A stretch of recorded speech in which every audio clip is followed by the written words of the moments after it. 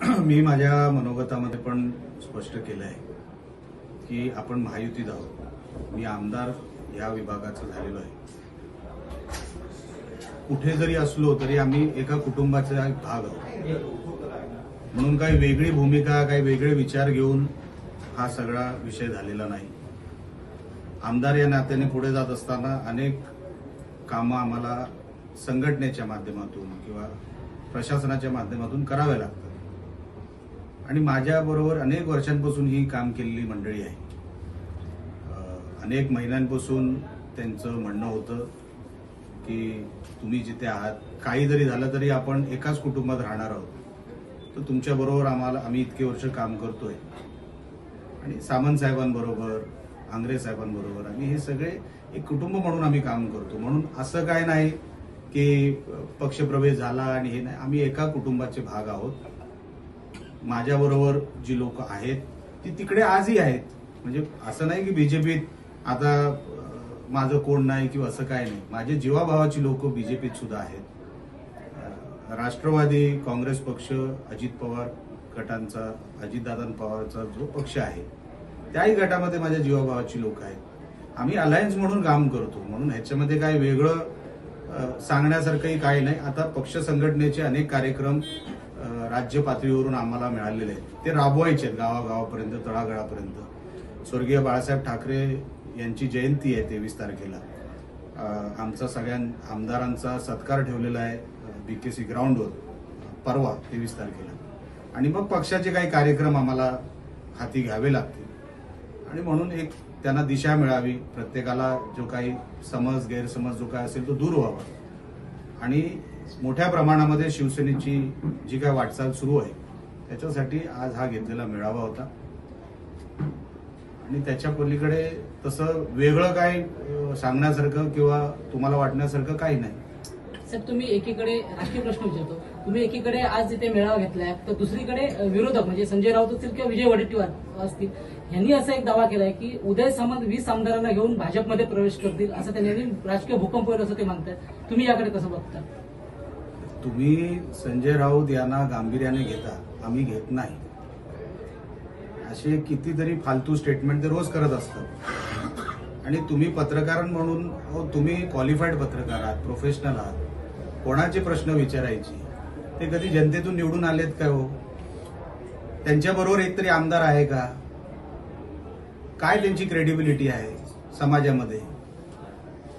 अहो, जो पत्रकारांच्या माईकवर थुकतो, जो एका महिलेला शिवीगाळ करतो, अर्वाच्य भाषेमध्ये वेगवेगळ्या नेत्यांबद्दल बोलत असतो, अशा व्यक्तींबद्दल तुम्ही प्रश्नही का विचारा? त्यांचं काम आहे ते, काहीतरी तुम्ही न्यूज बनवता त्याची, तुम्ही दाखवायचं बंद करा। 5 दिवसात लोक संजय राऊत कोण विसरतील, पण तुम्ही का जिवंत ठेवलाय, म्हणजे कशासाठी जिवंत, म्हणजे असा मीडियामध्ये जिवंत ठेवलंय मलाही कळत नाही। काय कर्तृत्व त्या माणसाचं, महाराष्ट्रामध्ये योगदान काय? कधी रात्री तयार केलं की चला एक नवीन बातमी सोडूया। सगळे आम्ही शिंदे साहेबांबरोबर आहोत, सगळं हा संसार व्यवस्थित चालू आहे, कुठेही काही अडचण नाही, येणार सुद्धा नाही। कारण का आम्ही कुठल्या हेतूने आलेलोच नाहीये। हिंदुत्व हा विचार असेल आणि महायुती ते कोण बाजूला ठेवायचे, तर हे सगळे जे काय महाविकास आघाडीने ज्यांनी भकास करून टाकला ना महाराष्ट्र आणि देश, अशा लोकांना सत्तेपासून लांब ठेवणं हे आमचं कर्तव्य समजतो आम्ही। म्हणून संजय राऊत काय बोलतो, त्या माणसाला कामधंदे नाही हो। साहेब, आज शेकडो कार्यकर्त्यांनी, भाजपच्या कार्यकर्त्यांनी आपल्याकडे प्रवेश केला आणि काही कार्यकर्ते संपर्क आहेत का आणि पुढे भविष्यात येतील काय? बघा, अनेक जण, हा फक्त एका मंडळापुरता आम्ही हा कार्यक्रम घेतला। अनेक लोक आजही उत्सुक आहेत, आजच्या कार्यक्रमाला पोहोचू शकले नाही।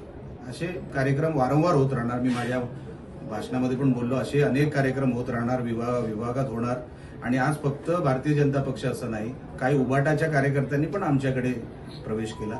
असे सगळ्या पक्षातली लोक आहेत ज्यांना आमच्या शिवसेनेमध्ये येऊन काम करायचंय, त्यांना संधी देण्यात येईल। त्यांना सन्माननीय एकनाथ शिंदे साहेबांचं काम आवडतं, त्यांची छवी आवडते आणि म्हणून त्यांच्यावर विश्वास ठेवून आज हा निर्णय अनेक माझ्या सहकार्याने घेतला, त्याबद्दल मी त्यांचा आभारी आहे। आणि येणाऱ्या काळामध्ये आता तर रांग लागेल, प्रवेशाची ही तुम्हाला येणाऱ्या काळात दिसेल. साहेब, चिपी विमानतळाचा जो प्रश्न आहे, तुमच्याकडून खूप अपेक्षा आहेत लोकांच्या, राणे परिवाराकडे सत्ता द्यायची आणि पर्यटन जिल्हा असलेल्या सिंधुदुर्गातच चिपी विमानतळ म्हणजे मुंबई आणि सिंधुदुर्गाची सेवा बंद आहे. तुम्ही कसे प्रयत्न करणार आहेत, कसा पाठपुरावा करणार आहात? प्रयत्न ऑलरेडी सुरू आहेत.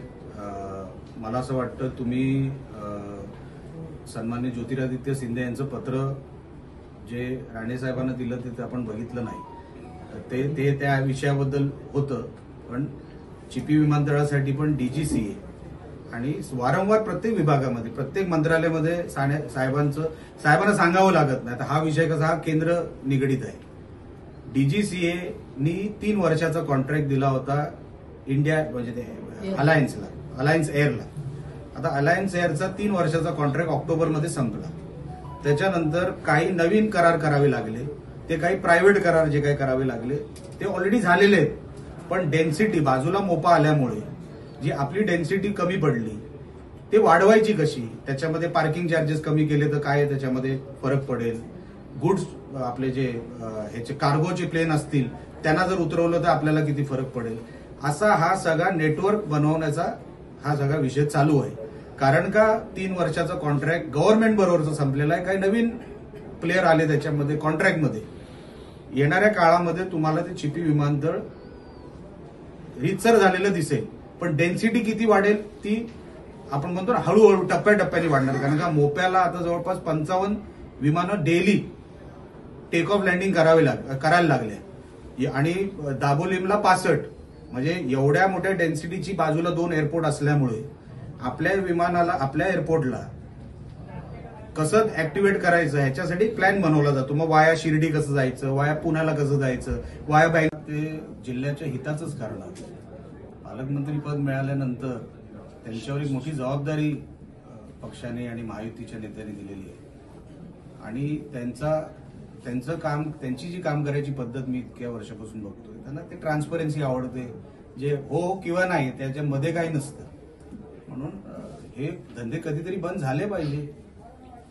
किती वर्ष हे चालणार आहे हे सगळं. म्हणून नितेश राणे यांनी जी भूमिका घेतली ती अतिशय अभिनंदन करणारी आहे, कौतुक करणारी आहे.